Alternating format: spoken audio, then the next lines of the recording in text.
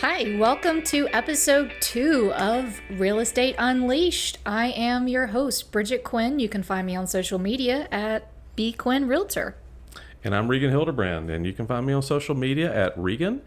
Pretty much all the platforms. I think we've got covered. So in honor of episode 2, I am rocking my Star Wars Stormtrooper, Attack of the Clones, the Clone Episode Wars. 2. You see, that's a game I can't follow you on because I don't have enough Star Wars. I don't know that I have any. Regan and I were sort of laughing and talking about this behind the scenes that we have enough ideas that hopefully we kind of stick with a theme. Maybe the first couple episodes are Star Wars related. But let's be honest, I have enough Star Wars t-shirts alone that I could probably, from here to eternity, wear every single episode and have a different one. Yeah. That's not something I can match you on. Well, I can try. I don't know of anybody that can out t-shirt me Star Wars. Challenge, yeah. Maybe not the Star Wars t-shirts, but we'll see if I can dig. And what have you got on today? This is my Satrielli's Sopranos themed. I got a couple Sopranos shirts. I don't know if we can really make much real estate out of that. Although Carmela from the Sopranos got her real estate license. Yes. Yeah. It's so funny. Speaking of some of the TV shows that have real estate agents in it. Yeah. Modern Family, Phil. Yeah, and what's the one? I can't remember. It was a short-lived. They canceled it. Had Drew Barrymore, and it was. I didn't see it though, but I know what you're talking about. Yeah. I'm going to think of it, and then it'll pop into my head later. But yeah, and then my favorite though, the one that always stuck with me, was American Beauty, Annette Bening, scrubbing the ever-loving hell out of that kitchen floor. To get ready for an open house.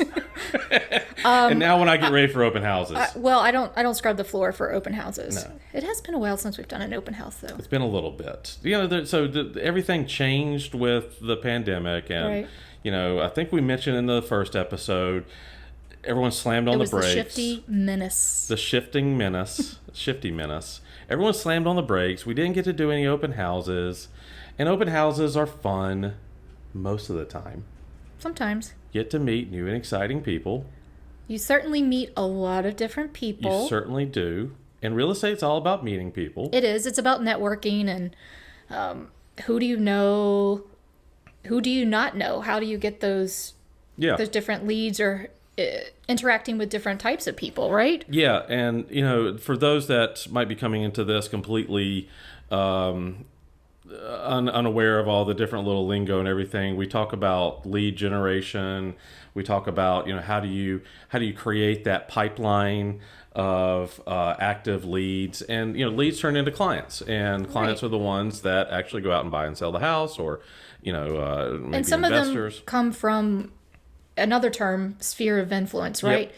Yep. And again, for those who aren't as familiar with that lingo, that phrase, and that just means who you know, right? You create certain spheres of influence through, networking. It's your family. Is it your friends? Is it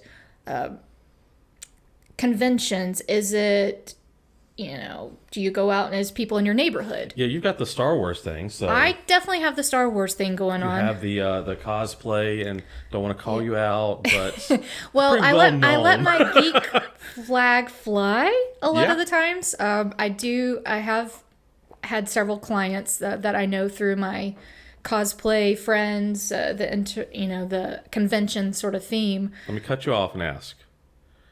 Who is the best client, the DC or the Marvel people? Well, this also shows what I like. Your own bias? My own bias. I'm gonna say all fandoms are welcome. Personally, I'm more of a Marvel and obviously Star Wars. But I know you, and I'm not going to call out, but I know you've helped some DC clients. I have helped some DC clients. Yeah. I am Batman. No, I'm drinking my coffee. It's a lot of fun, I mean, to kind of talk about personalities is through your sphere of influence or friends or family, people you meet, you end up working with a whole bunch of different personality types. Some that are very similar to your own, or some that are complete opposite ends of the spectrum. And that's the thing about real estate is that that ability to code shift. I think I'm using the right term, where you just kind of match energies. Energies are always different in real estate. Good gosh. But yeah, and it's easier when you have that sphere, the people that you have either worked with, the family. Well, you're friends. more comfortable working with somebody that you know. Hopefully. Now I'm going to pause and say, when I said the family word, the F word, that's not always the easiest ones to work with. But that brings back some trauma. I don't want to get into that. But I got the twitch. But at least you know what you're getting into. Right. And the unexpected. And sometimes you don't. No, that's what. Yeah, the unexpected in real estate. I guess that's. I had a client one time told me, I don't know how you do it because you deal with the unexpected so well, and I think it's just because I put on this fake persona, and then I go home and I screaming to my pillow, that kind of thing. Well, that's what we talked about the last time, right? That duck on the water. You're smooth sailing on top, but you're just. Yeah. I do that weird. Looks like I'm a T-Rex doing this now, but. Yeah, we got coffee now, but we have alcohol for the other times that it becomes a little too much to handle. Right. But yeah, I mean, that piece of the unexpected, it's all good. You can work with it, but then sometimes you're working with unexpected personalities. You are. Sphere. The other thing in real estate, sometimes you have leads that come in, you don't know them. When a lead turns into a client, and you're working with them to either buy or sell, and you don't know them. And you have to have some bit of that personality management. You do. In your wheelhouse, your set of skills, I think. You have to be able to manage personalities, both the ones that are closest to your clients, and also manage the personalities of the people on the other side. Well, as you say, you made a good point earlier. You have to match your energy, right? So if somebody is, to me, very anxious, very worrisome, I'm kind of the opposite. I try to calm them down and reassure, and you have to do a little bit more hand-holding of those type personalities versus maybe somebody who's already kind of calm and chill. You can just go with the flow through the whole thing. Right. And those are the ones that are less challenging, but I mean, sometimes I live for the challenge. Sometimes I don't want that much of a challenge because sometimes it goes from 0 to 1,000 miles an hour way too quickly. Careful what you ask for. Yes. But it's fun. I mean, if it wasn't, we would be doing it. Right. The unexpected. So, some of us have either currently or in the past dealt with the clients that come in from other sources outside of just a sphere. The other thing that's very common, or can be, I guess it can make a whole nother show talking about the pros and cons of the world of Zillow and realtor.com. Now, that could also be a very bad word. That can be a naughty word. But when you're dealing with it and you have it coming, we call them paid leads for those that may not be familiar, because you do pay money back to either Zillow or realtor.com. If you're on the buy or sell side and you go on to Zillow and you click that little link to contact an agent, the agent on the other end is paying for that exposure. That it's basically advertising. Right. And so then you're connected with a client or a lead that hopefully becomes a client, and now you're perfect strangers working together on what can be your biggest, that person's biggest purchase of their entire life, right?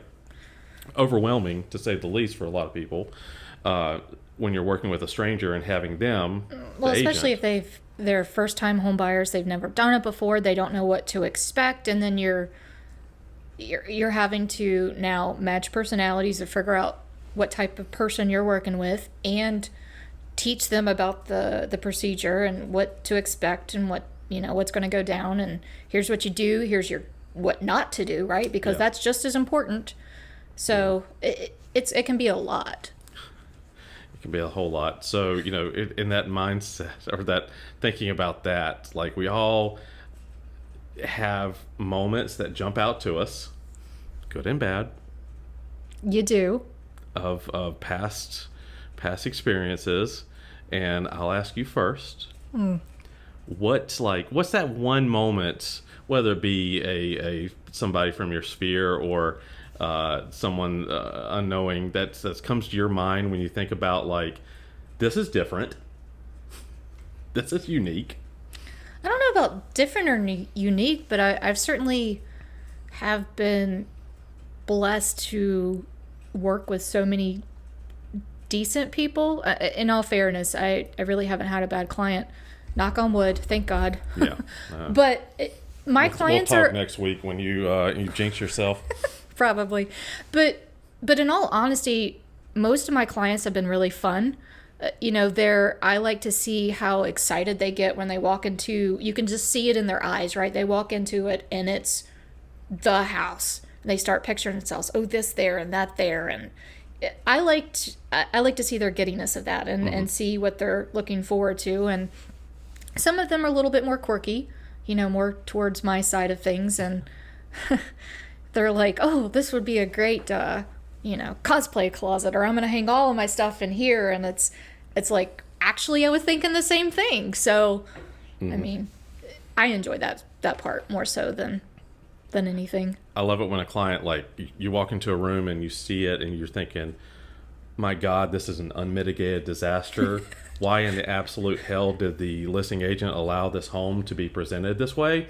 And then your client We could talk forever about some of these I haven't seen in person, but some of these I have seen on the MLS. Or if there's not a picture of a certain room and you walk into it, you know why. You know why. But then the client, like to your point though, the clients that see it from that, oh, I can do this or that with it, and you're like, oh, glad you got a vision for it. Right. I want to set it on fire. No kidding. Well, what about you? What about anything that comes to your mind? That's... Oh, geez. Yeah, I mean, the clients that are fun, that's the ones that you really try to dwell on. And, without naming any names, and my God, if this client is listening, he will know that I'm talking about him. I know who you're talking about already before you even get started. I mean, see, this is where we have those conversations, and then we like to share experiences previously. So yeah, and I could tell so many fun stories about it. These are the clients that make it worthwhile, and I don't care if you drag me to 45, 75 houses. Right. If I'm having a good time. Well, it doesn't feel like work when you're having a good time. No, when it's easy, when it's fun, it's interactive. You're not getting somebody that's just sitting there like, this is the worst day ever. I don't want to see this. Yeah, you're watching your watch, wondering when it's over. And you're like, oh, I want. I like the experiences that make it feel like you actually are on. Those TV shows, HGTV, of like, wow. Love it or list it, or I don't know. Right. I don't watch them. I leave that to my mother to watch those and tell me about them. I get a recap. But yeah, I mean, the clients that make it fun, you go into a house. Well, I'll use an example. So this is a few years back before the pandemic, when everything was very normal, very, run of the mills. Normal, yeah, air quotes. And we could go into a house and you didn't have to, first thought was sanitize every surface, put your gloves on, put your booties on, put a mask on, all that. You just walked in.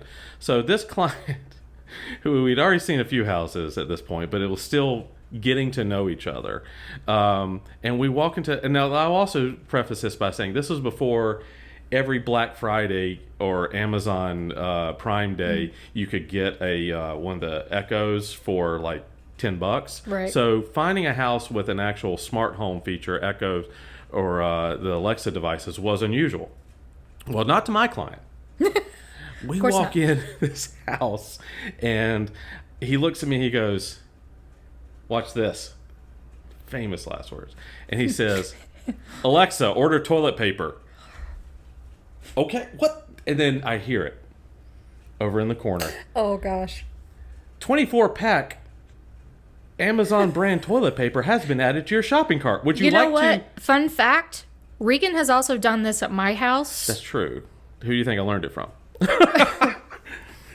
But yeah, it says, would you like to check out? And cancel, abort, put my hand over his mouth. Abort. Don't do it.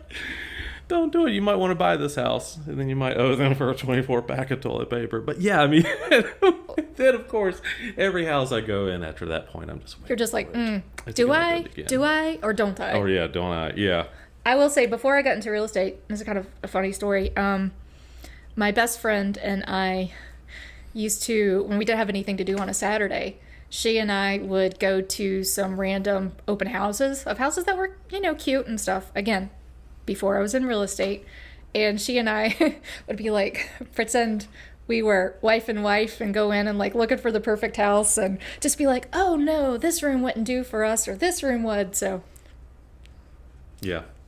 Well, at least you gave foot traffic to an open oh, house. absolutely. We thing, signed in and everything. The worst thing when you're hosting the open houses and when you're sitting there, and you and I have been at several together. We have. And actually, I think we were at the person that you're speaking of when they were selling their house. Yeah, to buy another one, and sometimes you're thinking, when's somebody going to show up? But the open house experience. Always 2 minutes before you want it to be done. Or when you're taking the balloons down, and you've already like completely packed everything away. But I do remember one house that I was doing an open house for early in my career in Kannapolis, right up the road from here. And it was a cul-de-sac home. Mm-hmm. So, I don't know. There's something special about cul-de-sac homes that they just create, like, good and bad. A very tight-knit little, like, community of neighbors. And some of them, yes. some of them, for again, good or bad. For better or for worse. worse. There's several neighborhoods I can say that the cul-de-sac neighbors always throw it down. Yeah. Throw a big party. Yeah, some do that, like they literally shut it down and for the weekends or holiday weekends and things of that nature. Others, you have that one house that ruins it all, and I think that's what we ran into. Why is there always one? There's always one. There's always one. One if you're lucky. And we're hosting the open house, and I had just put whatever the sign is out in the front yard and opened the door, and I see coming towards me almost an army of ladies. Were they like snapping? It might as well have been. It was like something out like of a small gang. West Side Story coming at me, and they're all of the same generation, and they're just like coming straight down, like in a row. Like there's five. I'm telling you, it's a small gang. Yeah, it's a small gang, and they're walking towards me from one corner home in the cul-de-sac, and we're dead center, and they're coming at me, and I'm thinking, this is unusual, because it's all like, I think it was 5 ladies, all coming at me, and I was like, good morning, how are y'all doing? Come on in, welcome and everything. It's like, you guys interested in the home? Didn't even miss a beat. They said, no, honestly, this is the only house that we haven't been inside in this neighborhood, so we just wanted to check it out. You guaranteed you always have The nosy neighbor. the nosy neighbors. And there was 5 of them, and I thought, I don't know that you can, this, it's obviously not a defect of the home to say that the neighbors are nosy, but you kind of wonder, do the next Every people know what they're neighborhood getting has into? those. Yeah. Mine certainly does. Yeah. Yeah. And the clients that tell you absolutely no HOAs, that's usually why. They've had a bad experience in the past. Yep. And I get it. Because when you live in a neighborhood and nosy neighbors end up on the HOA committee, God help you. Yeah. God help you. Are you on your HOA committee? No, I am not. But why? Why don't you want the drama of the HOA committee? Well, our HOA is not that. It's not as bad as some neighborhoods, and I think over the years it's gotten a little bit better. Mm-hmm. Again, with personalities, right? The personality changes, the people change. You don't have quite the uptight of, oh, your grass is not mowed to exactly 3 inches and your mailbox isn't painted black enough. Which, funny, when we first moved in, we got a citation for our mailbox wasn't painted quite as black as it should be. True story. Which was resolved. Never been an issue. Painted but blacker. Black is the heart of the HOA. Well, it was it's the plastic, right? So the sun faded it, and it was grayish, I guess. I don't know. Yeah. It's taken care of now. So, but some HOAs can be everyone has their horror stories about Yes, an HOA. If yes. you've been in an HOA, Well, there's or you've certainly heard a horror story. there's good and bad of HOAs, Yeah. right? I mean, they're there for a particular reason. They're there to keep the property value up. They're there to try to make sure that everybody has just it's I don't know. There's good and bad. with Yeah, it. well, see, that's the other side of things. Like, if you don't have the HOA, you're pretty much a one-man army to fight whatever Right. Well, cause if somebody you have. else wants to have in their front yard a junkyard of cars, which you and I know we can name several neighborhoods that have that in there, there's Yeah. not really anything you can do about it. No, you're if you want that, then that's great. If you want the HOA, that is, that's great, because it does provide the benefits, whether it be amenities or some guidelines, whether they be very strict or Right. not. And then if you don't want it, then you have to think about what's the downside of it, which is, again, if your neighbor wants to do anything, they're going to do anything, and you're left to Again, with certain Likely. personalities, some people stand out more than others. Exactly. And I think the one thing that worried me the most about for buyers, on behalf of buyers, in the last 2 years, and thank God I think we're shifting away from that now, Ooh, there's was that that S people, word again. Yeah. We should have a little jar we have to put a dollar in every time we use the S word. But during that 2-year period where buyers were out there frantically buying anything they could get a accepted offer on, is you didn't have, I'm not going to say you didn't have any time for due diligence, but your leverage was taken away as the buyer. So if you went in and you saw the house that was acceptable and you could get an offer in, you didn't even have time to consider, number one, what are the makeup of the neighbors around me, and is this a community that I'm going to enjoy being a part of? Well, I think that sort of, for some people, right? Let's say that they like to go camping. I mean, that they may have asked you, "Hey, I know this neighborhood has an HOA. Can you check to see if I can have a camper in here or Yep. not?" Can They you may park your RV? do Yeah. a little bit of research, but to your point, you're absolutely right that you're gonna have to. The neighborhood may fall to the wayside if everything in the house was okay Yep. or good enough. Yeah, and before the pandemic and that buying experience, then I would have many clients. I would encourage them, hey, if the feel of the neighborhood is important to you, then let's go there on a weekend when people are out mowing their yards, and you can go chat with the neighbor beside you, Right. and do what you want to do as far as that piece. As agents, we have to be very mindful. We can't get in and steer anybody. No, we can't say, "Oh, well, that's, certain people live in this area," or, "I think you'd be better situated here or there." It's Never going to come as a recommendation on our No. piece. One But thing that I know that I encourage people just to even drive around different times, different Times of the days, just to days kind of and see. weeks, yeah. Again, to your point now, things are shifting and you have a little bit more of that time that you can breathe. Putting an offer, you got to see if it's the right feel Yeah. and fit. Yeah, and it's so much goes into it, whether it be the proximity to shopping, restaurants, etc. But again, the thing that we as agents can't do, and I've been bluntly asked it before, tell me the makeup of this neighborhood. Absolutely not. No, that's a giant red flag. It's huge. It violates not only ethics that we have agreed to, but also laws, and more importantly, it goes against what we stand for. And I certainly didn't get into real estate to do anything in that realm of steering or that piece of it is dangerous territory. And quite frankly, there have been clients that I can't work with because it's just not that match. Going back to what we talked about personalities and everything.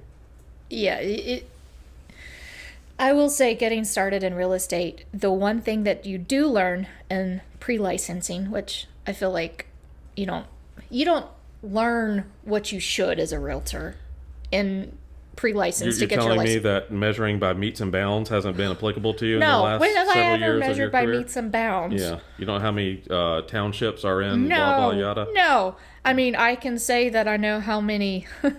Was it 435.60 is an acre?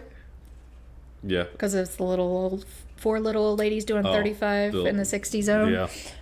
Anyway, that was for my pre-license lady. She used to tell us how to meet stuff. But in pre-license, it was drilled into us basically how to not go to real estate jail.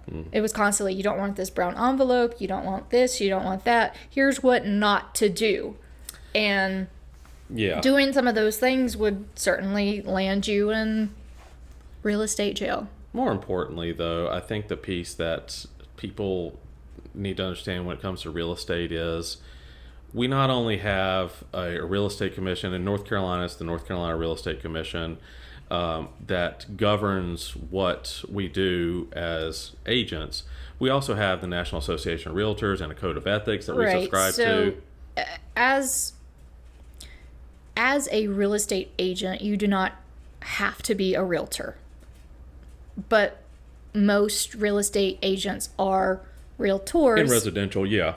And belong to that association. So with that association, we are supposed to be held to a higher standard, right? Code of ethics and how we handle things. And I think that's the piece that gets a bad rap is the horror stories overshadow the fact that many of us take very seriously our obligations in that realm. Certainly. When it comes to ethical things and fair lending, fair real estate practices.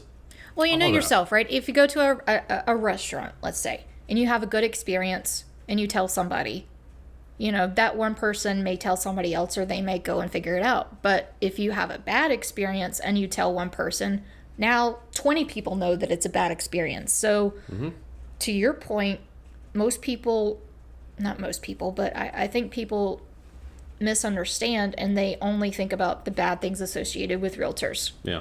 In general, realtors. Yeah.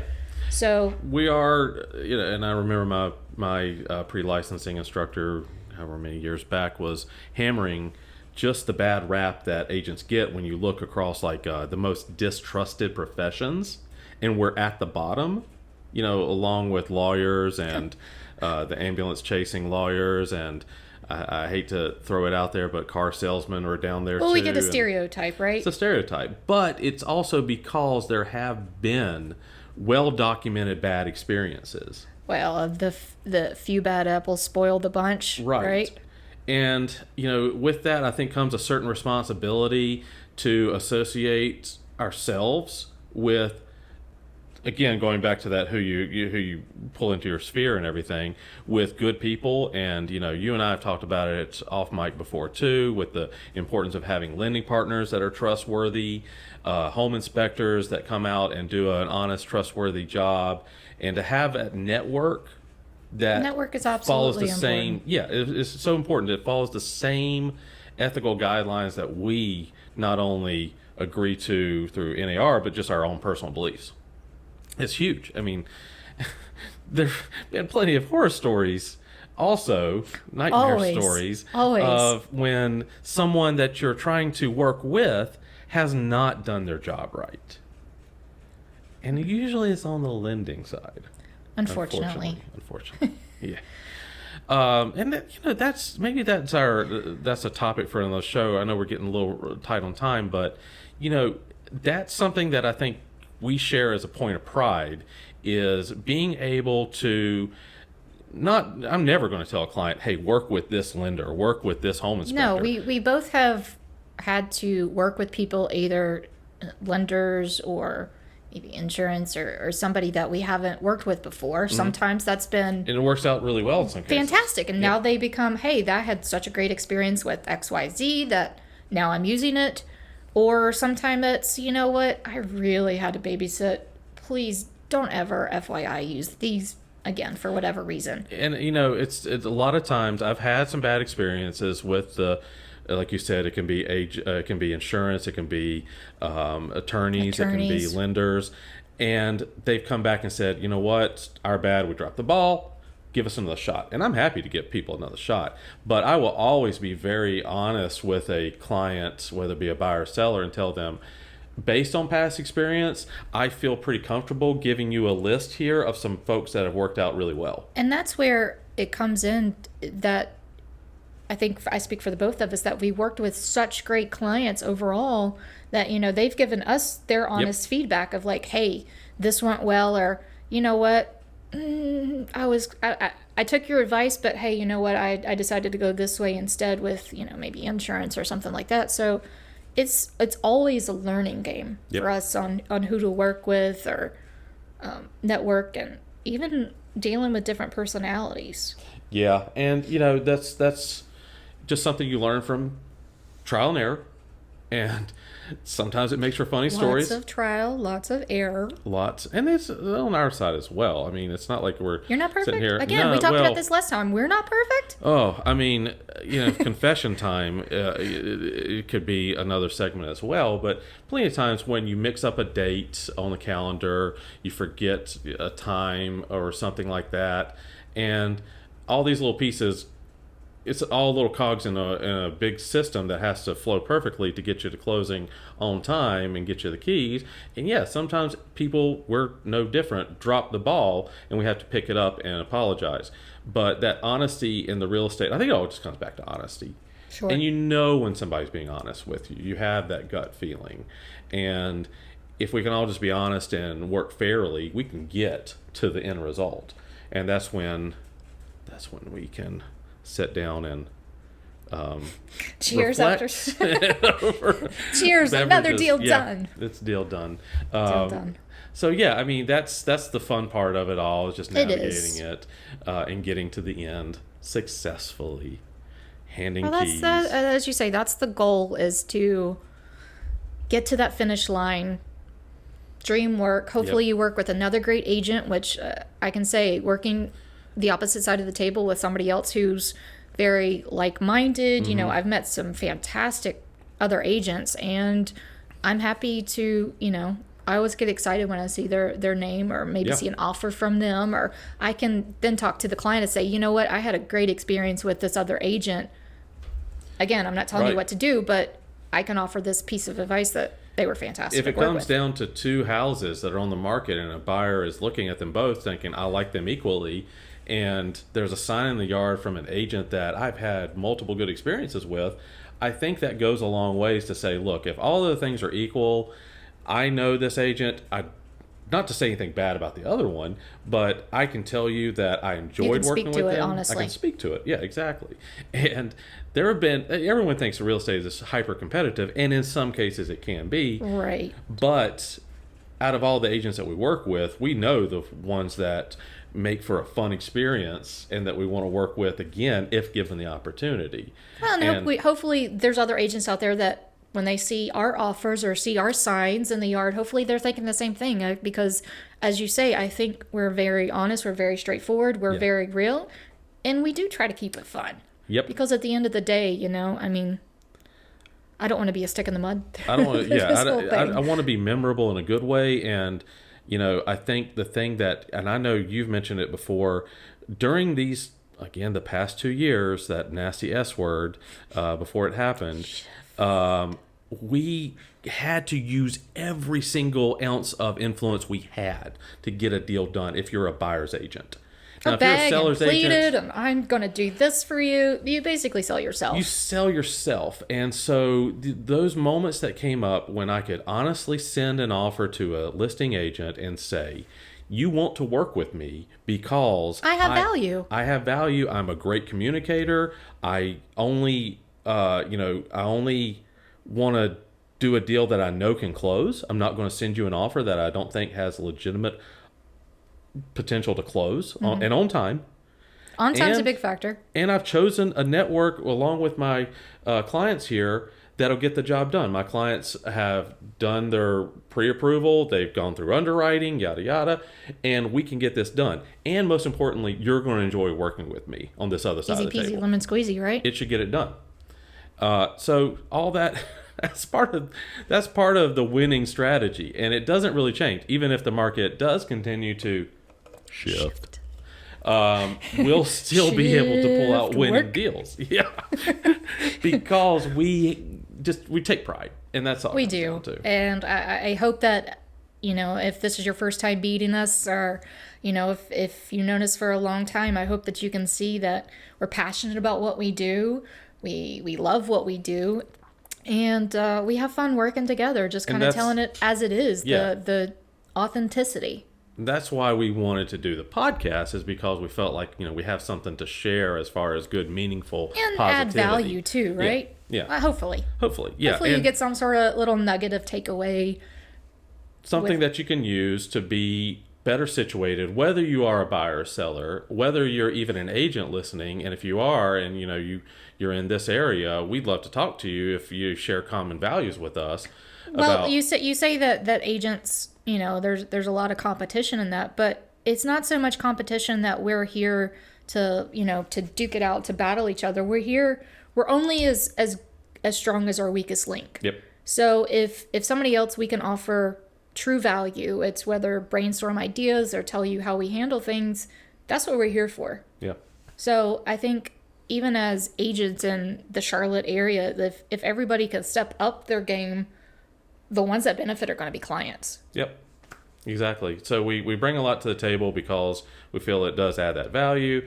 And, I think we can wrap it up by just saying, like, hey, if you have that concern, you have that question, and you've been a listener now for the last, what have we done, 60 minutes of this stuff, and you just want to bring a question to us, we're happy to entertain it. And, hopefully we can continue to bring that value to the profession, but also to the people that it serves, So, well, that's what we're here for. Yep, absolutely. So. It's been fun. This is number 2 fun. that we're putting in the bag.